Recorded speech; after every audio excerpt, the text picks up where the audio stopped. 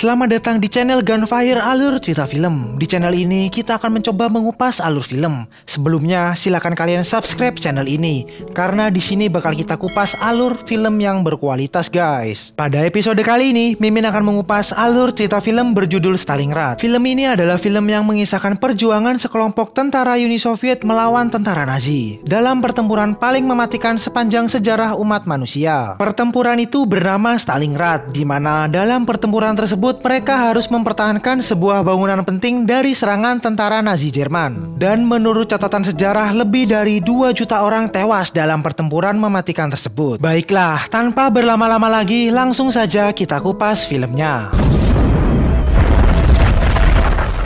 Di awal film, kita diperlihatkan kondisi sebuah kota di Jepang pasca bencana gempa bumi dan tsunami tahun 2011. Dan terlihat tim penyelamat dari Rusia sedang berusaha menolong 5 orang remaja dari Jerman yang terjebak di runtuhan bangunan. Karena sulitnya lokasi untuk dijangkau membuat evakuasi harus ditunda dan menunggu alat-alat yang lebih memadai. Tim penyelamat hanya bisa menaruh kamera dan mikrofon untuk berkomunikasi dengan para remaja. Tidak lama kemudian, salah seorang dari tim penyelamat mencoba untuk berkomunikasi dengan remaja yang terjebak di reruntuhan. Dia meminta remaja tersebut untuk tetap tenang, namun remaja tersebut malah panik dan menangis karena teringat orang tuanya. Lantas tim penyelamat tersebut mencoba menenangkannya dengan cara menceritakan masa lalu orang tuanya, di mana dirinya memiliki 5 orang ayah. Dan film pun dimulai tahun 1942, di mana para tentara Uni Soviet mencoba menyeberangi Sungai Volga dan akan melakukan penyerangan kepada tentara Nazi Jerman yang sudah menguasai beberapa wilayah di kota Stalingrad. Kapten Gromov memimpin para anggotanya untuk melakukan penyerangan. Dirinya akan menyusup ke sebuah gedung yang ditempati tentara Nazi. Selain gedung, Kapten Gromov juga menargetkan untuk bisa merebut sebuah kilang minyak. Karena kilang minyak tersebut sudah dipasangi alat pemicu ledakan sehingga bisa membahayakan para anggotanya yang lain saat melewati lokasi tersebut.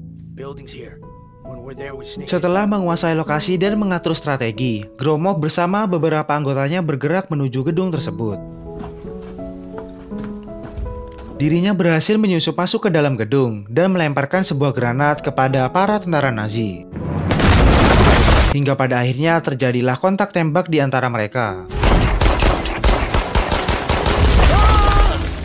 Saat Kapten Gromov akan memotong kabel di alat pemicu ledakan, tiba-tiba dirinya diserang oleh perwira Nazi bernama Kapten Peterhan, dan terjadilah perkelahian di antara mereka.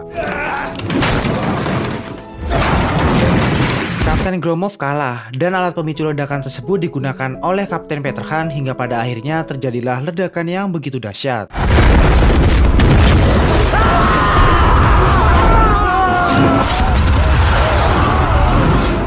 Setelah meledakan kilang minyak, Kapten Han pergi membiarkan tentara Uni Soviet menguasai gedung tersebut.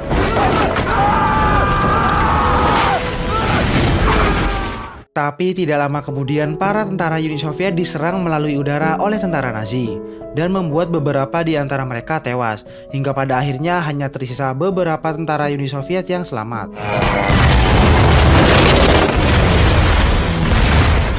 Singkat cerita, saat Kapten Gromov bersama 4 orang anggotanya sedang menyusuri gedung tersebut, mereka melihat seorang anak yang sedang disandra dan akan ditembak oleh tentara Nazi. Dengan sigap, Kapten Gromov dan anggotanya menolong anak tersebut. Awalnya mereka mengira bahwa anak tersebut adalah seorang anak laki-laki, tapi ternyata anak tersebut adalah seorang anak perempuan yang bernama Katya. Lalu Katya dibawa masuk ke dalam gedung oleh Kapten Gromov. Dan ternyata gedung tersebut dulunya adalah tempat tinggal Katya bersama orang tuanya sebelum Perang Dunia II. Hari demi hari mereka lewati bersama. Katya diperlakukan dengan baik oleh Kapten Gromov bersama 4 orang anggotanya. Mereka pun terlihat sudah sangat akrab. Singkat cerita, di suatu pagi, seorang kolonel bernama Kenze terlihat akan mengeksekusi seorang ibu dengan anaknya yang diketahui adalah Yahudi. Ibu dan anak tersebut akan dieksekusi dengan cara dibakar hidup-hidup.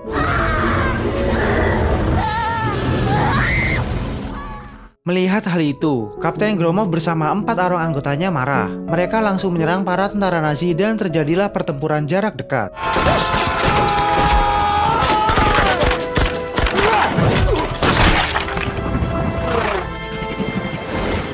akhirnya kedua belah pihak memilih untuk saling mundur.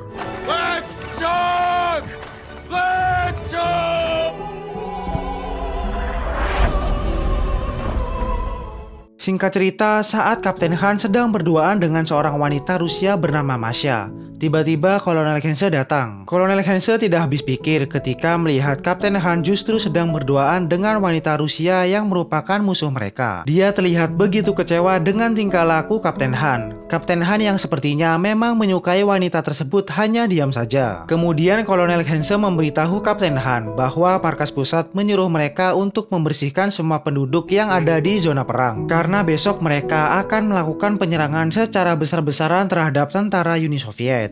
Keesokan harinya, para penduduk dikirim untuk menjauh dari wilayah zona perang. Pada saat yang sama, para tentara Nazi menyiapkan semua peralatan untuk menyerang tentara Uni Soviet. Mereka mulai menyerang tentara Uni Soviet yang berada di sekitar Sungai Volga.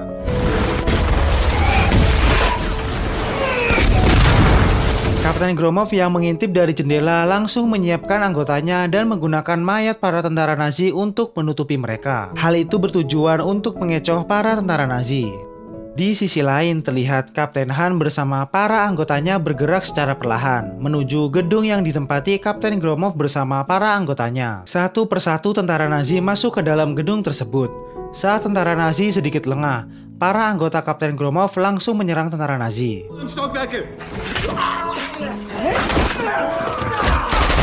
Strategi yang sudah disusun secara matang oleh Kapten Gromov berhasil memukul mundur tentara Nazi. Kolonel Heinze yang mengetahui bahwa Kapten Han gagal sangat marah, tapi dirinya masih berbaik hati. Dirinya memberikan satu kesempatan lagi untuk Kapten Han.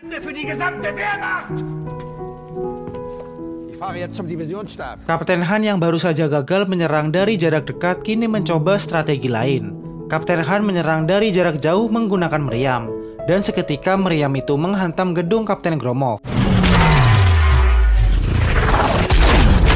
Kapten Gromov dan Katya yang berada di lantai 2 terkena meriam tersebut, hingga mereka pun terluka. Saat akan menembakkan meriam untuk yang kedua kalinya, senjata meriam tersebut tiba-tiba macet. Dan itu membuat Kapten Han sangat marah. Dirinya kembali gagal untuk menghabisi Kapten Gromov bersama para anggotanya.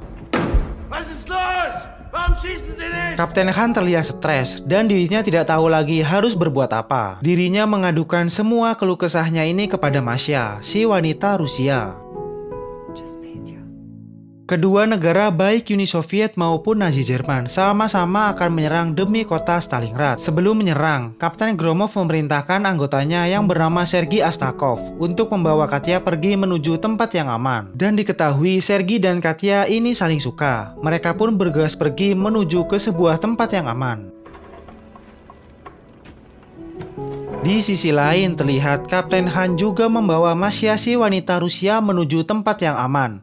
Lalu dirinya meminta Masha agar tidak kemana-mana saat terjadinya pertempuran. Singkat cerita, kedua negara saling bergerak maju. Nikiforov yang diperintahkan untuk membuka jalan oleh Kapten Gromov bergerak secara perlahan dan hati-hati. Setelah mengantarkan Masha ke tempat yang aman, Kapten Han bergerak mendekat ke posisi musuh. Saat itu juga Masha keluar dari tempat persembunyiannya. Dirinya khawatir terhadap Kapten Han, dan dirinya juga takut jika Kapten Han tidak kembali. Pada saat yang sama, Masha ternyata sudah dibidik oleh sniper handal Uni Soviet yang bernama Chavanov. Masha pun terkena tembakan di kepala yang membuatnya seketika tewas. Saat Kapten Han melihat wanita kesayangannya mati seketika, hatinya hancur berkeping-keping. Dia sangat marah dan hatinya dipenuhi dengan rasa dendam. Di sisi lain terlihat Nikiforov yang berada di sisi paling depan tertangkap oleh tentara Nazi. Dan dirinya dibawa kepada Kolonel Heinze sebagai tawanan perang. Nikiforov kemudian diinterogasi oleh Kolonel Heinze. Saat sedang diinterogasi, tiba-tiba dirinya menikam perut kolonel dengan menggunakan pisau. Dan seketika dirinya langsung ditembaki oleh Kapten Han. Dan Nikiforov pun tewas, begitu juga dengan Kolonel Heinze. Kapten Han benar-benar bingung harus berbuat apa, karena pimpinannya Kolonel Heinze telah tewas. Di tengah keputusasaannya, Kapten Han mendapatkan bantuan kendaraan lapis baja yang berupa tank. dan para tank tersebut akan menghancurkan gedung yang ditempati Kapten Gromov bersama para anggotanya. Para tank bergerak maju dan diikuti para tentara Nazi tepat berada di belakang tank tersebut. Sesampainya di depan gedung, para tank langsung menembaki gedung tersebut.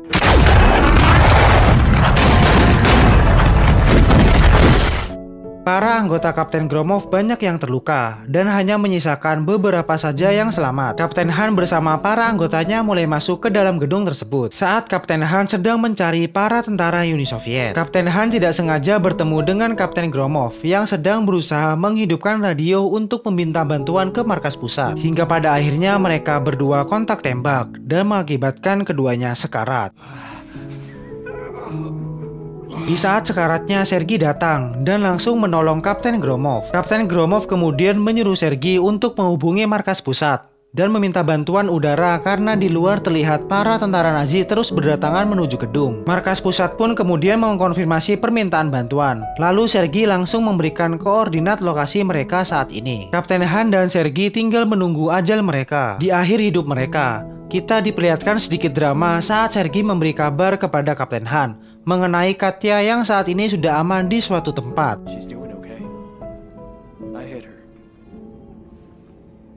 Sergi juga memberitahu bahwa Katya sangat kagum dan berterima kasih kepada Kapten Gromov bersama para anggotanya yang telah menjaga Katya dengan sepenuh hati. Tidak lama kemudian serangan udara datang dan menghancurkan seluruh gedung beserta semua isinya. Kapten Gromov, Sergi, dan para anggotanya tidak ada yang selamat.